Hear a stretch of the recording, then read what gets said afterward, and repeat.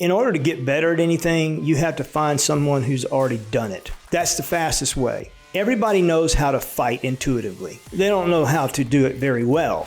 Should martial arts instructors be in shape teaching martial arts?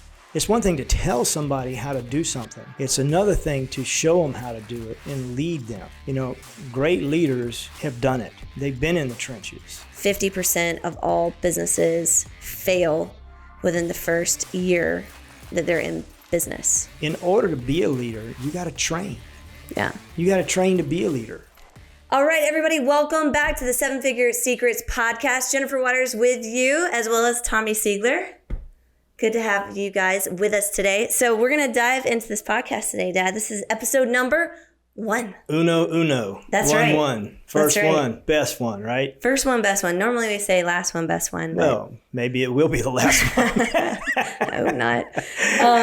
Okay, so we have a couple of things we're going to dive into today. I think we're going to maybe win some friends and influence some people, and maybe Step on not. some toes, right? So definitely want to get your take on a couple of things here. So we've been running a 7-figure martial arts business, 7-figure business for years now. I think it's probably been about 13-ish years something like that, since we broke over and hit $1 million.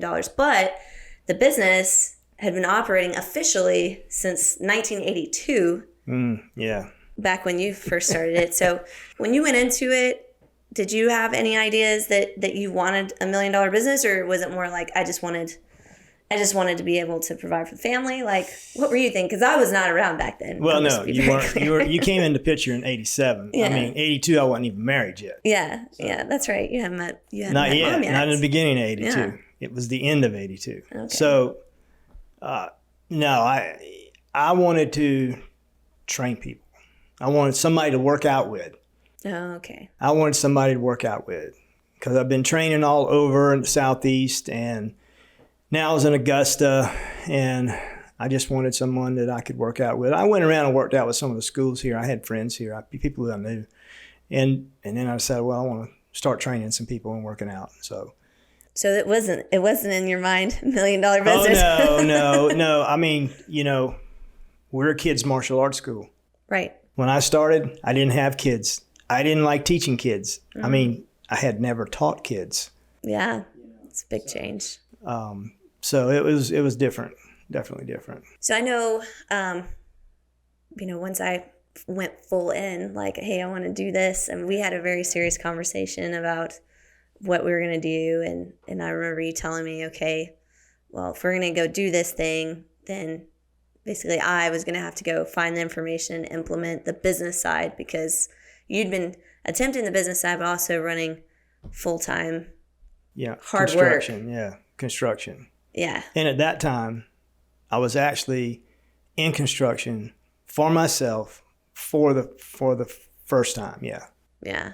So I'd worked for different construction companies for years since '82. Yeah. And then, I learned a lot, enjoyed that kind of work, but at the same time, martial arts, my first love, my first, I got to do it. Right. So. And I remember at that time, it wasn't that, I mean, there was, it feels like a blur, but wasn't that side of the construction business like starting to pick up? Because I remember I was helping you install cabinets and that was the fork in the road kind of thing, because I had done a few jobs and it was starting to pick up. I was starting to get people that wanted me to do work because I was getting references and things. Mm-hmm. And so when we had that little sit down and I said, look, I know what you need to do. I just can't do it because I'm doing this other thing to put bread on the table. You got to find a coach. You got to find somebody who knows more than we know. I know they're out there. Just find one, see who you can find that'll help us out and see what they charge and all these things and see what benefits we can get out of it. And I said, you want to do it? Yeah, this is what you got to do. Yeah. Yeah. I'm just curious, did you think I was going to go as hard as I did? Yeah. I mean, no, I didn't know we'd be where we are today, but I did know that if because of all the other stuff you had done, that if you wanted to do it, and I knew you did, then, the sky's the limit. Yeah. And then it was just a whirlwind for those next 4 to 5 years. Yeah, it was wild. Wild West, right? Yeah, definitely. So many good things, but so many challenges. So for somebody who might be watching out here, what do you feel is maybe, I don't know, there's so many different things, but what do you feel is a number one thing that somebody should have in mind when they're trying to scale their business to 7 figures, whether it's a martial arts school or another academy or just a business in general, considering we had to go through all that?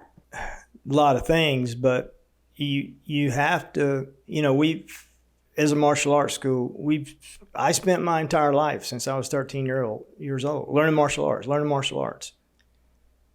I didn't know anything about business. Mm-hmm. So the business aspect, it's a symbiotic relationship. We had the martial arts. We weren't making any money because we didn't know how to do anything. We didn't know how to get people in the door. We didn't know how to enroll people, sell people, convince people, whatever word you want to use. We didn't know how to do that. We had to be taught, just like we were doing this with the white belt mentality.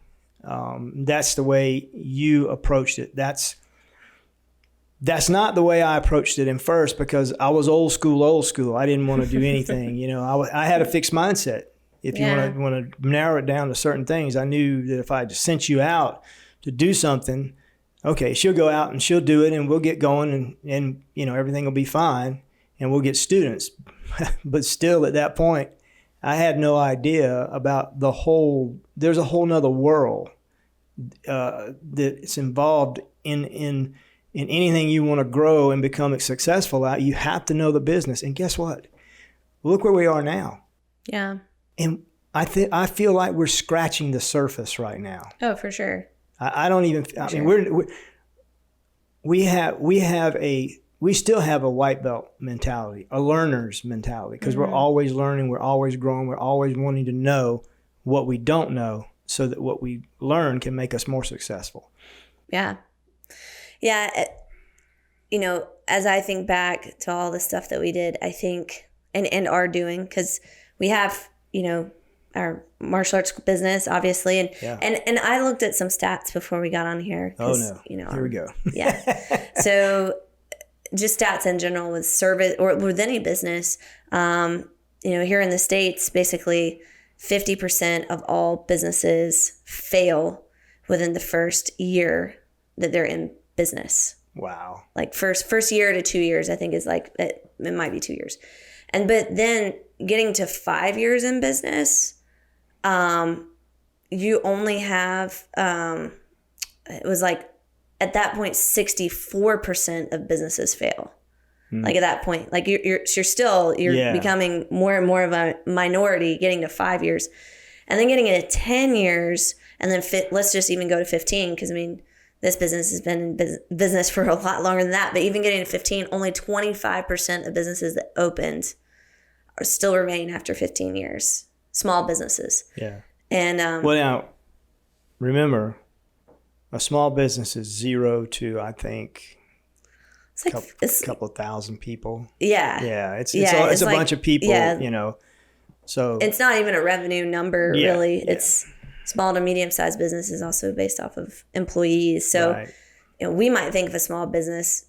At least I used to think of it as okay, you got to have 10 employees or less. It's not even that. They're small to medium businesses. Yeah. But I think one of the things that's always helped us is the ability to, somewhat like what you were saying, that growth mindset and being able to adapt and change. Yeah. Especially in 2020 with a thing we shall not name. There was so much adaptability, and we literally changed everything that we did in 24 hours. And we were at Carlos Machado affiliate training weekends. That's right. It was St. Patrick's Day weekend. I think it was something like that. Yeah, it was mid-March, something like that. Yeah. And we were worried about getting home. Hey, there were some guys there that didn't get home because they were from out of the States. UK. Yeah. Mm-hmm. They had this, I think they had to, or they just barely got home, one or the other. I can't remember. And we were just thinking about all the things we were going to do. And in the beginning, it was like, okay, well, this isn't going to be a big deal. And then by the time we got home and that, like, we started having employees start calling us and saying, I'm not coming to work. Remember we landed? Oh, yeah. We landed and we started having employees start messaging in, you know, I'm not going to come into work, you know, blah, blah, blah. And then that Sunday, we made the decision to go completely virtual and offer that as an option for people. And then I think within the first week, like by Wednesday, we had to be virtual. Yeah, it was scramble time. That's for sure. Yeah. And so many businesses failed during that time, but we were still hitting 7 figures that year. Yeah, that's what's crazy. I mean, we actually picked up a few students that we never thought we would get because we were virtual, so they could come online and learn. That was tough. That was real tough. That was tough because that was test your metal tough. Because we were teaching I don't even know how many classes we were teaching a day. I mean, it wasn't like the school was open and we were teaching classes. I mean, we were teaching virtual classes because we didn't have. Now, a lot of people who taught virtual classes, what they did is they just sat there. They just sat up a laptop or something and let people, you know, watch them doing stuff. Right. But see, our virtual classes were actual classes. Yeah, they were direct to camera, direct to Zoom. and boy, let me tell you, teaching jiu-jitsu virtually, oh my gosh, with dummies and partners. Yeah, it was kind of challenging. I think it was like we're teaching from 4:00 in the afternoon till 10:00, but then we had not just one person teaching. No, we had two. There was probably about 6-7 people that were teaching at one time, and still doing sales because I was still doing. Mm-hmm. I took over all of the sales process because it was so new. Yes, that's true. We couldn't really get like anybody that we had doing sales. And when we taught, we didn't have 50 people in a class. Mm-mm. We kept the classes 10, 15 people in a class. That's why we had to teach so long, is because we had so many students at that time, and we wanted to build that value in them so that we could make it work. And it's a whole lot easier to focus on, 8, 10, 12 people than it is 30 people doing something. It's bad enough when you're on a call and you have a group of like 30 or 40 people, like I do quarterly on some of the stuff I do, and you're just scanning back and forth, seeing who's answering, doing that. Yeah, it was tough. Yeah, but we did it. And I tell you what, like doing that and being able to get through all of that and doing all the things, I mean, it was a great learning opportunity. And now with the company that we run, virtual company, really, like it's completely crazy. Virtual. Had we not been through that, because we have two, we have the martial arts business, and then we have our coaching and consulting company called 7 Figure Dojo, where we help martial arts school owners, school academy owners scale to profitable 6 and 7 figures. Well, that's completely virtual. Yeah. Like we actually don't have an office for that company. Every team member, and there's about 30 team members now, which is crazy. Yeah, that's crazy. At the time of this recording, and every one of them is virtual, and we have team members from all over the world. Like the great thing is that we're able to source talent, not just from our, I say our small town. It's not really even a small town anymore, but we don't have to source talent just from this local area or even regionally and try to move somebody into this area. Able to go outside those bounds. And had we not been through that, I don't think I would have had the confidence to navigate Zoom as much as I did. But kind of switching gears right now, being that we've had this 7-figure business and now we're on a 7-figure run rate with the second business with 7 Figure Dojo, and having, I think between both businesses now, there's about 50 staff members between both businesses. Somebody might be watching this and going, oh my gosh, 50 staff members. I never thought we'd have 50 staff members. No. Like, and we don't even call them staff members. We call them team members. Team members. Because they really are a part of our team. But and we've been through a lot of challenges. So what do you think as far as having the right team? Because I really feel like now in the martial arts business, in the flagship dojo, and in the core team of the 7-figure dojo company, I feel both of those companies, the core team is right, and there's the right people are where they need to be. But it wasn't always like that. So No. talk a little bit. Let's talk a little bit about the learning curve going through team members and how that was different for you with construction versus because what we were doing. It was similar, but it was different. You know, doing construction, you either work for a company who had people a certain number of people that work for that company, but then everybody who does any kind of construction has subcontractors that you say, look, I need you to build me a retaining wall over here. Tell them what you want it, where you want it at, and they come in and they do it because you don't have to do it because that's their expertise. So I think just that, for me, it wasn't that big of a shift, because on some of the jobs that I was working for different companies, we would have maybe a core team of people who did certain trades, but then we would have other people that would come in that, you know, I was a superintendent for, so I would be handling, you know, 4 or 5 jobs going on at one time, and anywhere from 30 to 50 people, different people, tradespeople in those jobs. So for me, it wasn't foreign to me, and that helped me a lot, because it helped me to be able to deal with people and understand that everybody's a little different, and sometimes you have good people but they don't have good people skills, and other times you have great people and they don't have skills. So yeah. So it's kind of like that. I think that we've also learned how to evaluate people a lot more. I remember we used to hire people after doing like one interview. Yeah. And we would do one interview and then we would hire them. We were so smart back then, right? Yeah. I don't know. So we've been through what you're going through. Yeah. So. Or we hired people that were really good students, and they were like, "Oh, we need help," and we hired them. Or like with Titus, he was, we were dating and engaged, and then it was like, we need help with the kids' classes. Here, go teach. And we didn't train him. He really loved me. It still does, because we just threw him to the sharks. Yeah. That happened to be little dragons. About broke him. So I mean, the process of hiring people. And the interview process we have now, like going through and conducting a phone interview first just to see how they sound over the phone. It's a little bit different for in-person, like the martial arts business versus the virtual kind of lands. 7FD. Yeah. Because in person, we're going to do a phone interview first and just see if they can actually carry on a conversation over the phone, that type of thing. And then if that's the case, then bring them in for an interview with some people that they're going to be working with. You know, not even us. Like, we don't do interviews anymore. Right.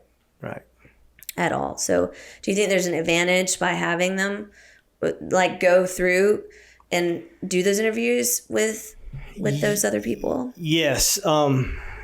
Quick story on that. At one point, I was part of Dave Ramsey's organization. I joined there and was doing the entree leadership. Mm-hmm. And we actually took a trip to one of his headquarters. I think his headquarters. Yeah, we went to the headquarters with Lisa Corley, our chief of ops. Yeah, we went there. And what was amazing to me, because we're talking about hiring people, was that we went through the buildings and we had a tour of his whole place. And the person who was the head of HR, on his wall, on his door, was a sign. And I don't remember exactly what the sign said, but it was real cool what it said. It's something like the next heroes are applying for a job, and it was like, and I may be wrong on a number, but it was like 800 and some odd people were applying for a job. Wow. For a job with Dave Ramsey's Ramsey. organization. And I went, holy moly. And of course, in order to get better at anything, you have to find someone who's already done it. That's the fastest way. Everybody knows how to fight intuitively. Right. They don't know how to do it very well. That's true. You know, they get scared and someone grabs them and they start throwing their hands around, but they don't know how to do it well. So they learn martial arts because that is a specific way of learning how to put yourself in the right position, how to punch, how to kick, how to choke, how to throw people, how to do all of the stuff you're supposed to be able to do when you get in a fight. So if you know how to do that, you have a step above someone else. Now, when it goes to the hiring process, I think Dave Ramsey's organization did like 3 or 4 interviews. And I'm going, wow, why would you interview someone 3 or 4 times? And they even take them on spouse, like your spouse has to come to the interview. Yeah, because they need to know who else they're hiring. Right. The family members. Family member. Yeah. So it was very interesting, that concept and that idea of the hiring process, and that helped us out a lot because we started adapting those kind of things that we would do. So yeah. Because now we have they come in, they'll do the phone interview, then they'll go through, let's say our success coach team if we're hiring for the success coach side, or if we're on the instructor side, the instructor team, and then after that, that's when they come into the chief of ops with Miss Corley and have the interview with her. Yeah. So that's like, I would say that's 3 interviews right there. We don't really go to the spouse side of things. No. But we don't hire as frequently, I guess you could say. Yeah, we don't. So I think that's another thing. Now on the virtual side with the remote company, that's a different beast. I remember when you first started telling me about that. I'm going, what? Yeah. So that was real interesting. In the beginning, it was like, where do we go to find people? How do you find people to do these jobs?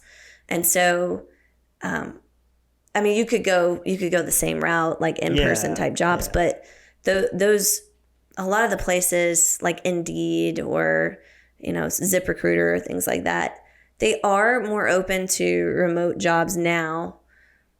And you can list your remote jobs, but I think that some of the other job boards that we were able to find later on and the connections we were able to make were better at us being able to find the people that we wanted. So finding the right job boards, that was a challenge. And then, you've got these people that are hiring for remote work. So then it comes down to, you can't do a shoulder tap and you can't look over their shoulder to make sure they're actually working.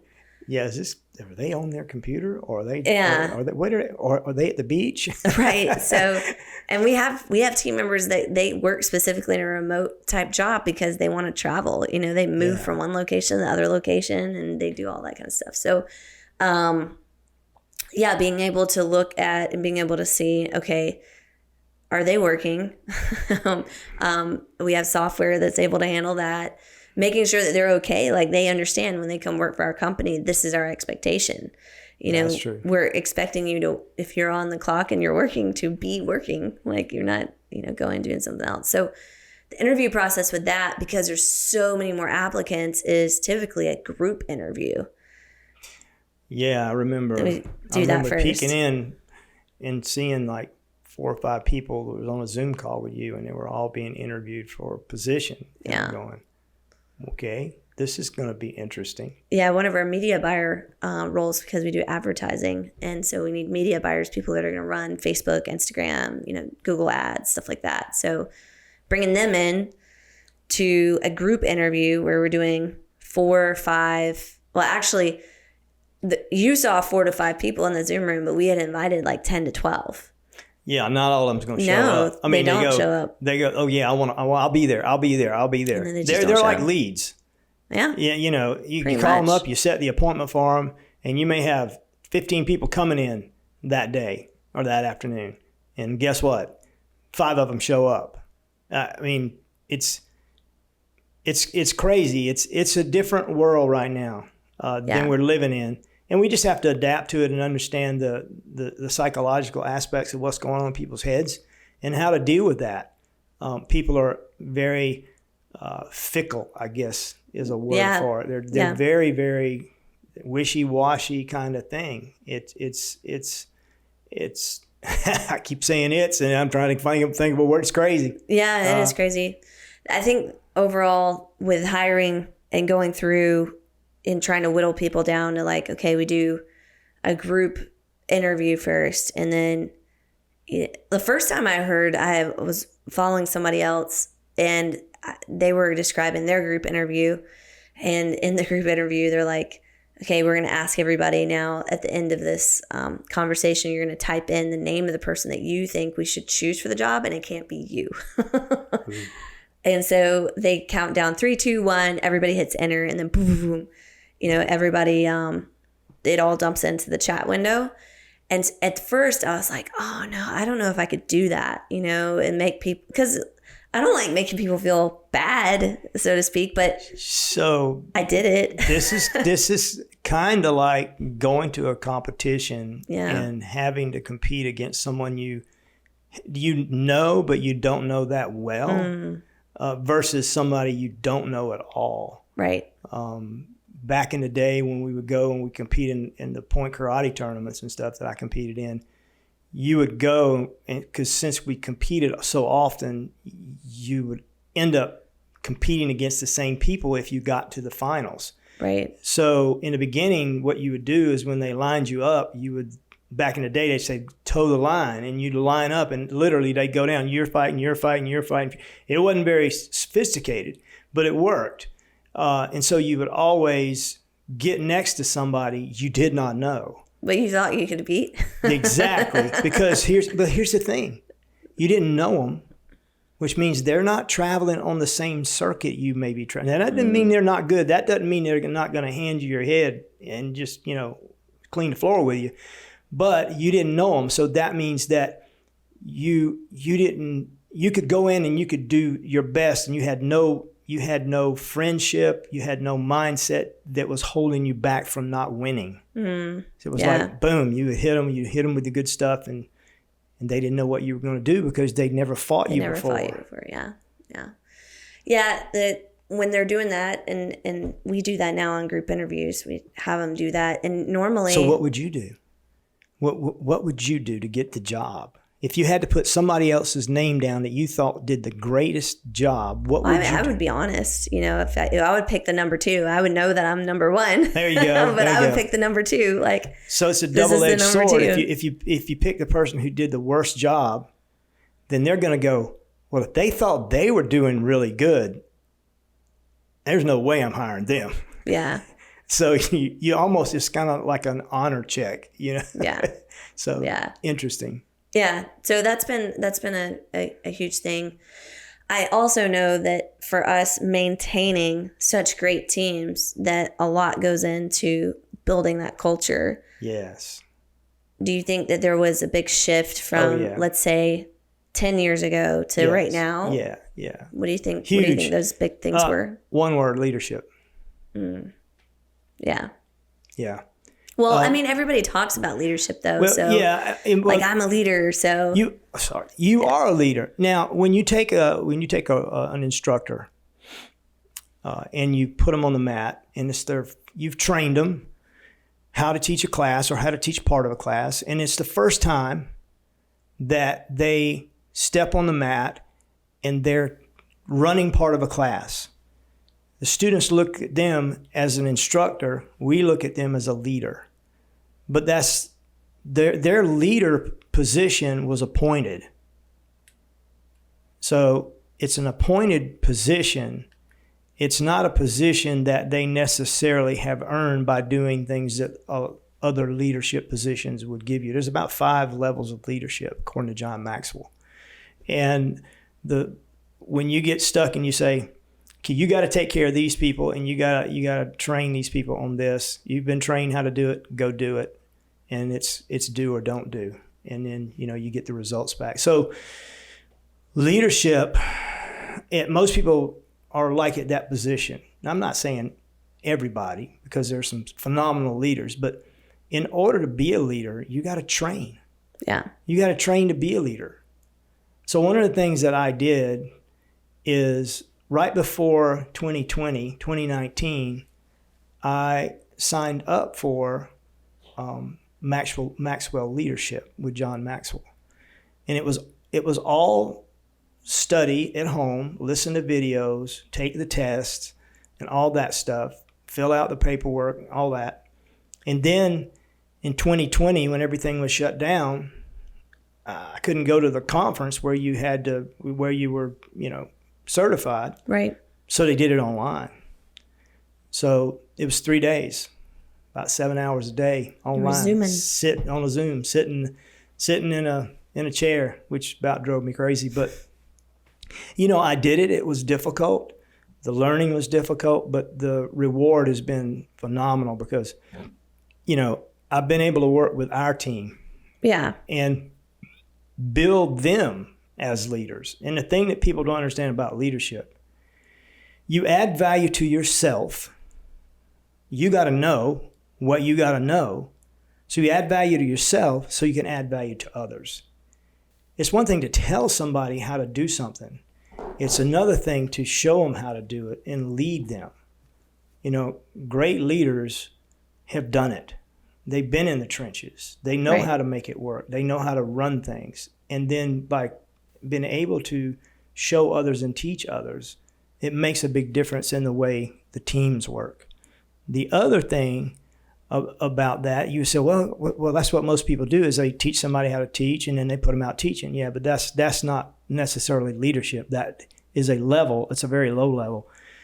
When you actually meet with your team and you actually teach them leadership, like we go through John Maxwell's criteria, his books, and we learn together. Well, I say learn together. I've already learned the books, right? And I'm a couple of steps ahead of you. Let's just say that. Mm-hmm.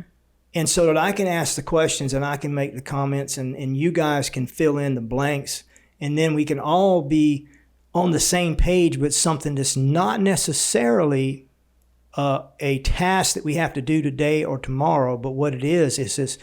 It is a commonality that leads throughout the whole organization.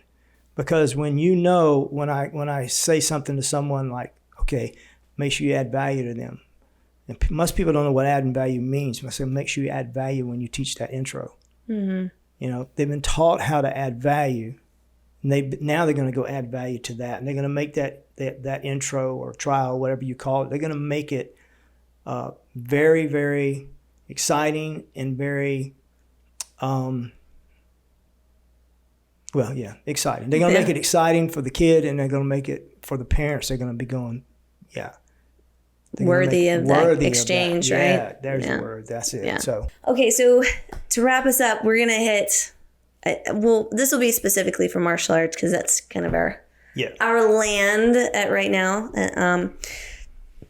So saw some chatter online, some of the Facebook groups, and I love digging into the Facebook groups because there's some interesting folks that are in those Facebook groups. But I saw some chatter, and one of the questions that I thought was a really intriguing question that I'd love to get your take on, and we didn't talk about this in advance really what your take was exactly, so we'll see. We might not make this live. We'll see if we keep the edit. So should martial arts instructors be in shape teaching martial arts? In other words, there was a lot of back and forth about people that were overweight, not physically able to do the techniques that they were requiring their students to do for testing, teaching martial arts. And so you've been involved in martial arts like pretty much your whole life. Yeah.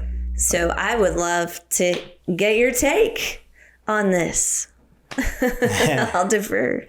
Yes. So, well, I have some thoughts, but there are different thoughts on this. And I'll say both of them are right in a sense. Do you want to stand up in front of a class and be able to demonstrate good technique? Absolutely.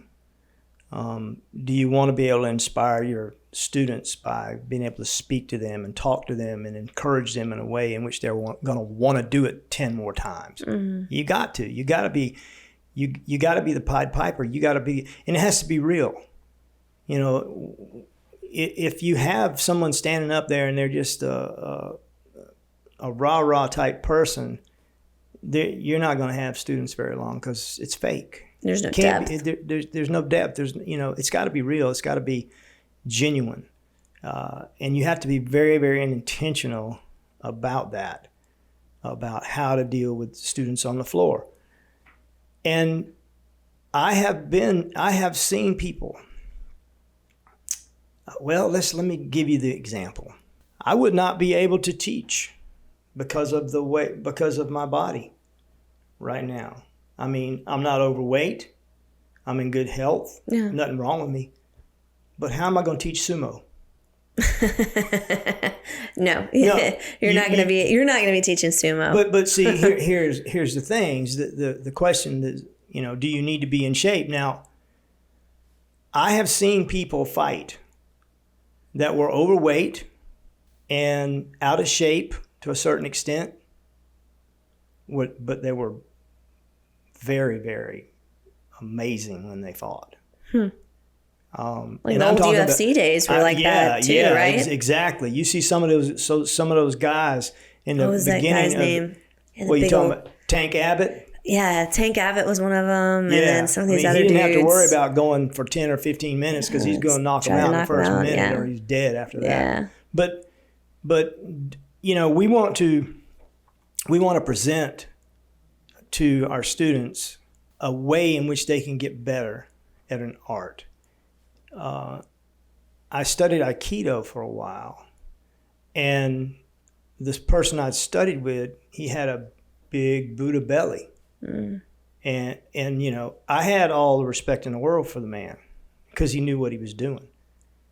I didn't look at his physical ability as long as he could do what he needed to do in that particular style. Yes. Like I think maybe that's where this is where I'm leaning more towards. If you're going to teach collegiate style wrestling, okay, like if you're going to do, just because like Dr. Schmock, is working with me with MMA and it comes from that background and even his body shape now, right? Yeah. Like if you're going to do collegiate style wrestling, you have to be in that type of shape to pull off those moves. Yeah. They're required in it. You got to be able to do them. Yeah. Now, the other part of that is this. Can I still do some of the stuff I used to do? No. But I can teach people how to do it. Right. Because I can take someone and I can explain it to them because I've had so many years of doing things. I don't do flying rolls or aerial backfalls anymore. Yeah.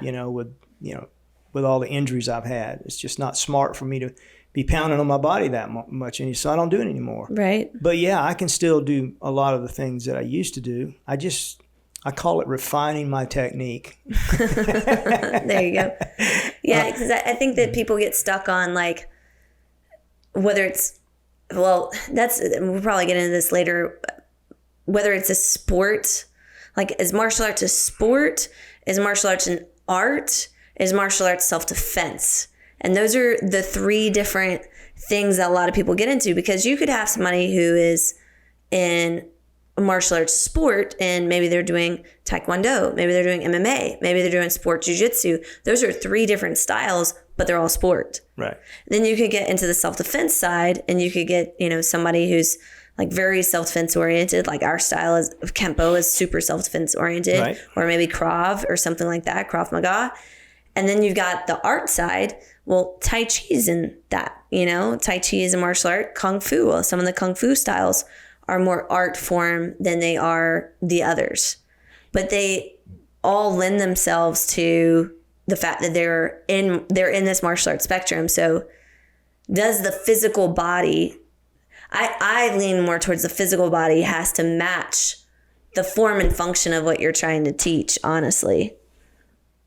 Yeah, I'll agree with that. Although I have seen some people who were teaching, striking arts that were overweight, and they could do what they could do. Yeah. Now, whether they were overweight because of some kind of other issue, or whether they were overweight because they just, didn't take care of it. Yeah, they decided to eat too much. Yeah. That's going to be up to the consumer. And if I wanted to have a personal trainer to train me to get to be in top shape, let's say to train for a bodybuilding contest. Mm-hmm. If he wasn't somewhat in really good shape, I don't know that I would want him.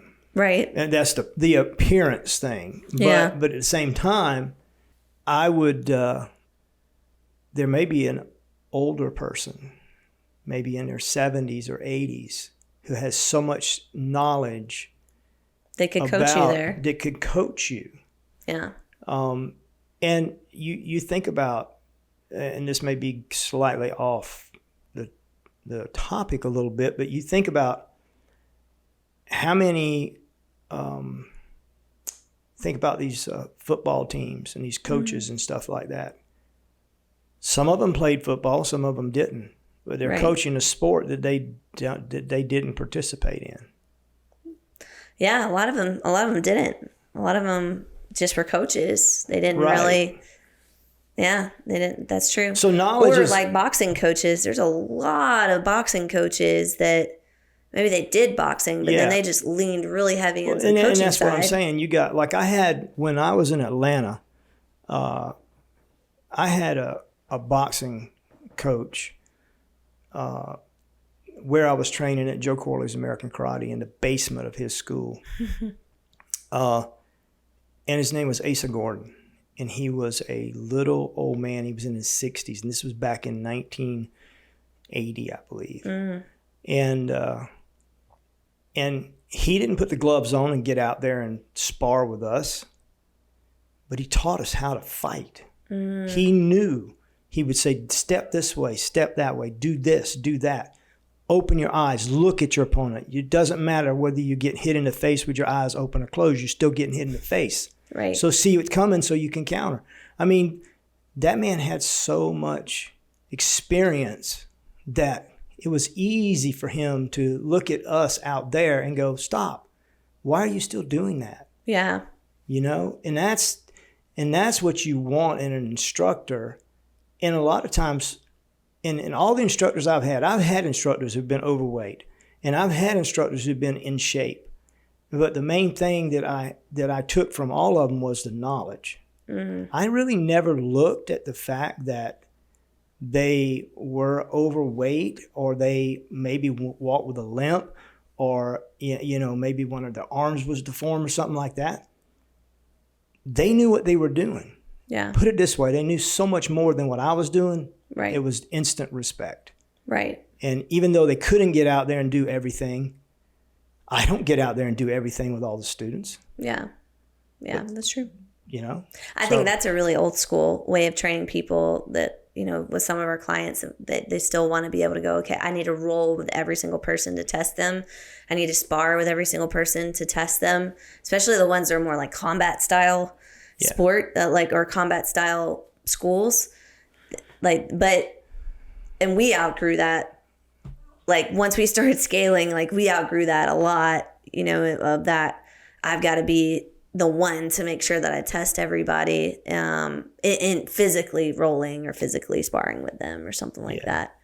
True. So, yeah, that makes a lot of sense as far as that goes. So somebody sitting there, though, because the argument online, digging into the comments was, you're supposed to be a role model. So if you're not being a role model, you're a slob, why aren't you being the role model for the kids, for the teens, for the adults? You're sitting here trying to tell them that they need to do their best and they need to be in shape and they need to have self-control, but yet you can't. And that was where all of the hate, I guess, in the comments started really you know, how do you, it sounds very hypocritical in martial arts, but yet in these other things, do you think there's just a martial arts, like we're a small-minded martial arts industry thing? Because you don't see that in boxing. You don't see that as much in football or basketball or soccer, like things like that. Yeah, you know, the culture in the martial arts, good, bad, or in between, it's the culture in the martial arts.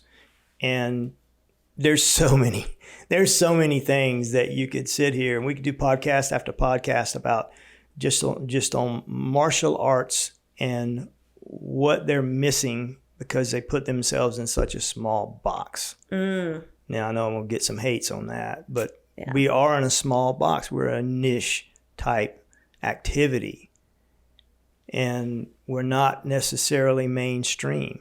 Yeah. Not as mainstream as these other activities, these other what you would call sports. And it's tough sometimes when you have to. I always say it's an old thing, the proof's in the pudding.